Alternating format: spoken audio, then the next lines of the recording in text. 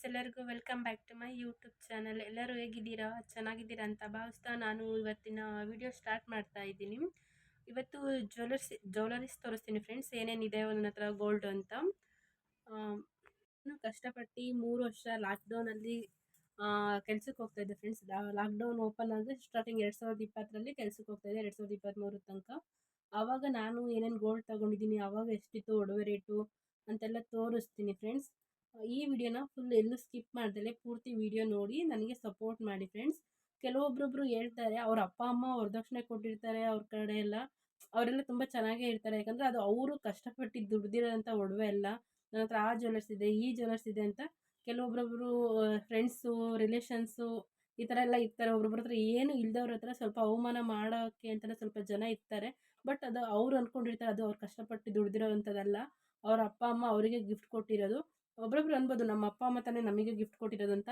ಅದನ್ನೇ ನೀವು ದುಡ್ದು ಸ್ವಂತ ಸಂಪಾದನೆ ಮಾಡಿದಾಗ ಹಾಕ್ಕೊಳ್ತೀರಲ್ಲ, ಅದ್ರ ಬಗ್ಗೆ ಸ್ವಲ್ಪ ಪ್ರೌಡ್ ಫೀಲ್ ಮಾಡಬೇಕು ಅಂತ ನನಗನ್ಸುತ್ತೆ. ನಾನು ಏನೇನು ತೊಗೊಂಡಿದ್ದೀನಿ ಅಂದರೆ ರಿಂಗ್ಸು, ಸ್ವಲ್ಪ ಇಯರಿಂಗ್ಸು ಚಿಕ್ಕ ಚಿಕ್ಕದು. ನಾನೇನು ತುಂಬ ಏನು ದೊಡ್ಡದೆಲ್ಲ ತಗೊಂಡಿಲ್ಲ ಫ್ರೆಂಡ್ಸ್. ಅದಕ್ಕೂ ನಾನು ಫುಲ್ಲು ಸ್ಟ್ರಗಲ್ ಮಾಡಿ ನಾನು ನನ್ನ ಹಸ್ಬೆಂಡು ಕೆಲ್ಸಕ್ಕೆ ಹೋಗ್ತಾ ಇದ್ದಲ್ಲ, ಅವಾಗ ಸ್ವಲ್ಪ ಸ್ವಲ್ಪ ಅಮೌಂಟ್ ಉಳಿಸಿ ನಾನು ತೊಗೊಂಡಿರೋಂಥ ಒಡವೆಗಳು ಫ್ರೆಂಡ್ಸ್. ಸ್ವಲ್ಪ ಮನೆ ಮೇಂಟೆನೆನ್ಸ್ಗೆ ಈ ಥರ ಹೆಣ್ಮಕ್ಳು ಸ್ವಲ್ಪ ಚಾಲ್ತಿಯಾಗಿರಬೇಕು.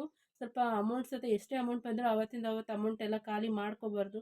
ಮನೇಲಿ ಮಕ್ಳು ಇರ್ತಾರೆ ಅಂದರೆ ಯಾವ ಥರ ಸಿಚುವೇಶನ್ ಬರುತ್ತೆ ಅಂತಲೇ ಹೇಳೋಕ್ಕಾಗಲ್ಲ. ಹಂಗಾಗಿ ಸ್ವಲ್ಪನಾದ್ರೂ ಒಂದು 10 ರೂಪಾಯಿ ದುಡಿದ್ರೆ ಒಂದು 8 ರೂಪಾಯಿನಾದ್ರೂ ಖರ್ಚು ಮಾಡಿ ಒಂದು 2 ರೂಪಾಯಿನಾದ್ರೂ ಸೇವ್ ಮಾಡೋ ಥರ ಮೈಂಡ್ ಇರಬೇಕು.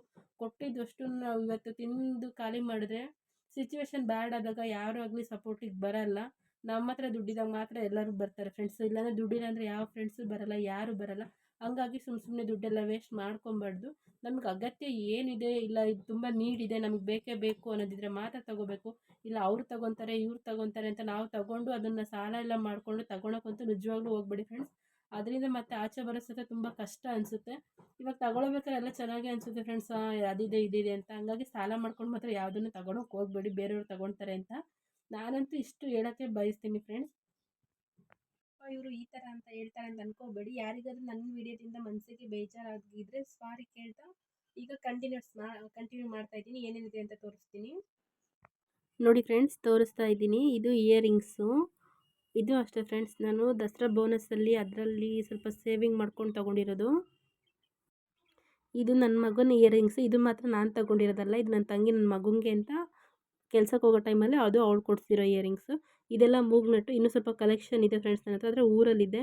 ಇದು ಪಾಪುದು ಸೊಂಟಕ್ಕೆ ಹಾಕ್ತಾರಲ್ಲ ಫ್ರೆಂಡ್ಸ್, ಸೊಂಟದ ಪಟ್ಟಿ. ಇದು ಕೈ ಬಳೆ ಆಲ್ರೆಡಿ ಒಂದು ಸೆಟ್ ಹಾಕಿದ್ದೀನಿ, ಇನ್ನೊಂದು ಸೆಟ್ ಎಕ್ಸ್ಟ್ರಾ ಇದೆ ಅವನ ಹತ್ರ. ಇದು ಬ್ಯಾಸ್ಲೆಟ್ ಫ್ರೆಂಡ್ಸ್, 2 ಜೊತೆ ಚೈನ್ ಇದೆ.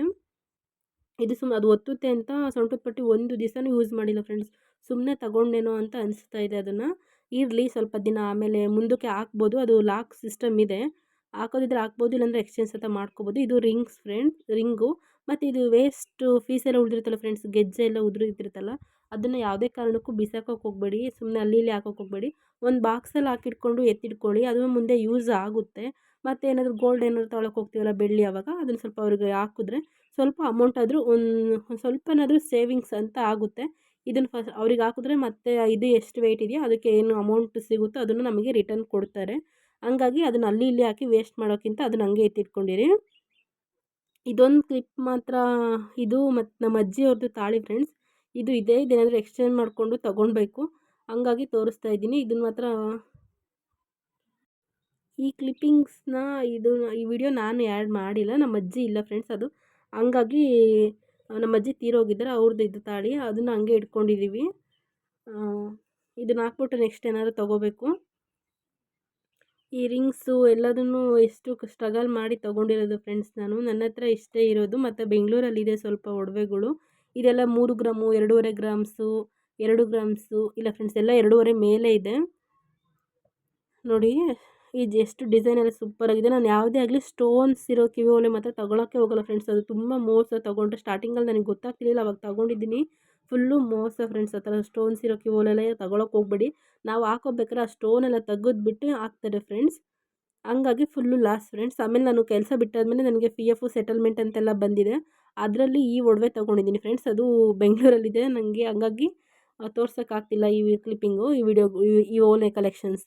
ಈ ಉಂಗುರ ಮತ್ತು ಈ ಕಿವಿ ಓಲೆ ಇದೆಲ್ಲ ದೊಡ್ಡದು, ಅದು ನಾನು PF ದುಡ್ಡಲ್ಲಿ ತೊಗೊಂಡಿರೋದು ಫ್ರೆಂಡ್ಸ್. ಈ ವಿಡಿಯೋ ನಾನು ಇಲ್ಲಿಗೆ ಎಂಡ್ ಮಾಡ್ತೀನಿ. ಈ ವಿಡಿಯೋ ನಿಮಗೆ ಇಷ್ಟ ಆಗಿದ್ದರೆ ಮತ್ತು ಈ ಡಿಸೈನ್ಸ್ ಎಲ್ಲ ಇಷ್ಟ ಆಗಿದ್ರೆ ಫ್ರೆಂಡ್ಸ್ ನೀವು ಕಮೆಂಟಲ್ಲಿ ಹಾಕಿ. ಫುಲ್ಲು ಡಿಸೈನ್ ಎಲ್ಲ ಯಾವ ಥರ ಇದೆ ತೋರಿಸ್ತೀನಿ, ಬಿಲ್ ಎಷ್ಟಾಯಿತು ಅಂತ.